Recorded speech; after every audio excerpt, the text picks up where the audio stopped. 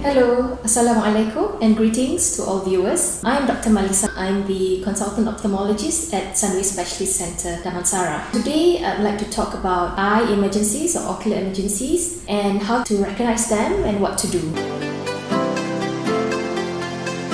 Eye emergencies occur when there is an urgent need for treatment. This is to prevent visual loss or blindness. If the treatment is delayed, then the damage can be irreversible.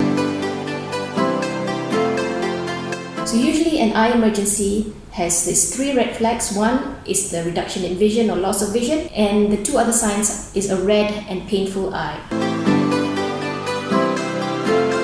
There are several causes of eye emergencies. Number one is chemical injury. This is a true ocular emergency whereby the treatment has to be started at the point of occurrence. For example, if the chemical injury occurs at home or at workplace, then you'd have to treat it at that point of time. What kind of chemicals are dangerous to the eye? Okay, if you have any substances which is high alkaline or very low acid substances, this can cause significant damage if it is splashed onto the eye. Things like bleach, cleaning products at the household like swimming pool cleaners, metal and oven cleaners, car battery acid, as well as ammonia. What to do if you have chemicals splashing into the eye? The first thing to do is immediate copious irrigation. How to do that? You have to wash the eye with clean water to flush out the chemicals. Preferably, you should use normal saline if you have it at home, but if not, clean filtered tap water is sufficient. So you should let the tap running, cup the water and hold on the water and put the eye inside that running pool of water and keep the flow of water running, so that will flush out any chemicals. It's good to lower the lid and make sure that the inferior conjunctival sac is being washed out.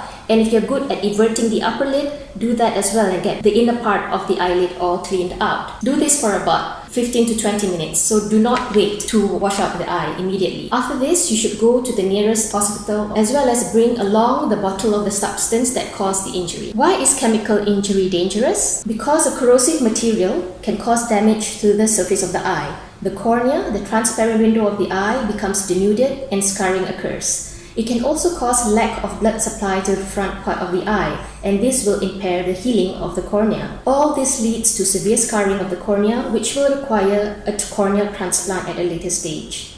Corrosive materials can also seep into the eye, especially the high alkaline substances, and this causes irreversible damage to the internal structures of the eye and causes blindness. The second important cause of ocular emergencies or eye emergencies is related to trauma. There are two types of trauma. First, a penetrating eye injury where something pierces, the coat of the eye, and secondly is blunt trauma. So let's talk about penetrating eye injury. This is the most worrying as something has pierced into the eye. So you can imagine bacteria or any unwanted substances can enter into the eye, and conversely, the structure of the eye can be extruded out, especially the iris. When would you suspect that a foreign body could have pierced into the eye?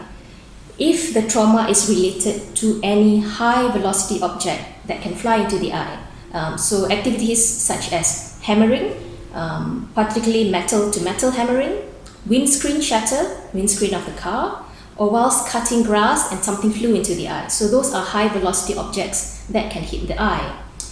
Also, if there is a sharp injury, something sharp that actually pierces the eye, for example, if your spectacles get broken and pieces of the glasses cuts into the eye. What are the symptoms of a penetrating eye injury? The eye is usually red and painful, so it's so uncomfortable that you're unable to open the eye. So somebody who has a penetrating injury, they find it very difficult to open their eye because there's increased light sensitivity. As well, the eye will be watering and teary. Another way of finding out if it is a penetrating eye injury is to look into the mirror or somebody else looks into the eye and using a pen torch. Some of the signs could be an irregular or enlarged pupil, or you can actually see that there is something on the surface of the eye itself. So if you do suspect that something has pierced the eye, these are the few things that you should not do. Do not rub the eye, okay? Do not attempt to remove anything from the surface of the eye with tweezers or cotton bud.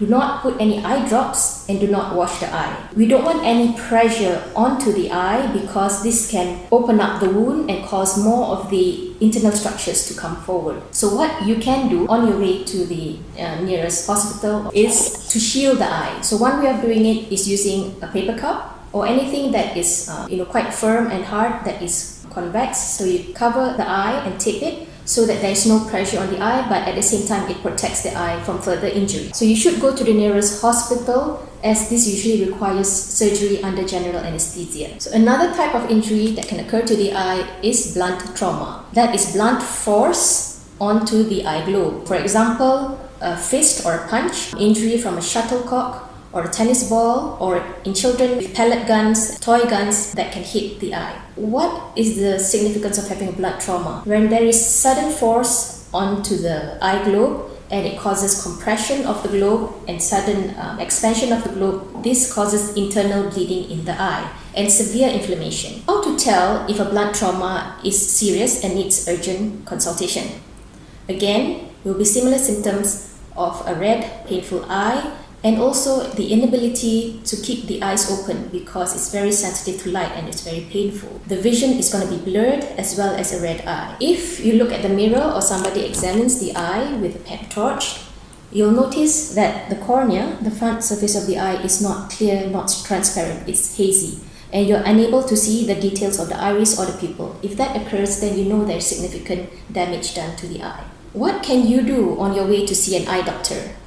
If there is bruising around the eyelid, you can put something cold like a bag of ice wrapped in cloth, placed gently over the eye, but do not, again, apply any pressure.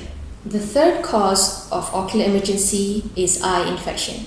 So the two types that are urgent and needs to be treated is one, if it's a corneal ulcer, and number two, endophthalmitis. Let's talk about corneal ulcer first. So these are usually related to those who wear contact lenses, they are at high risk, or those who have been gardening or handling organic materials and wind could have swept something on the eye, and if they have dry eyes, they might be predisposed to having corneal infections. So a corneal ulcer is an abscess actually growing on the cornea, the clear part of the eye. So you'll see it as a white spot. The eye will be painful, the eye will be red, and a lot of tearing. If this occurs, then you should see the eye doctor within the same day. Another serious infection that occurs to the eye is endophthalmitis. That is when there's infection inside the eye. It's usually related to either a previous surgery or a trauma, or sometimes it can be endogenous due to underlying infections, but usually those patients would be more unwell due to infections in other parts of the body. So what are the symptoms? Again, painful red eye, but this time with a lot of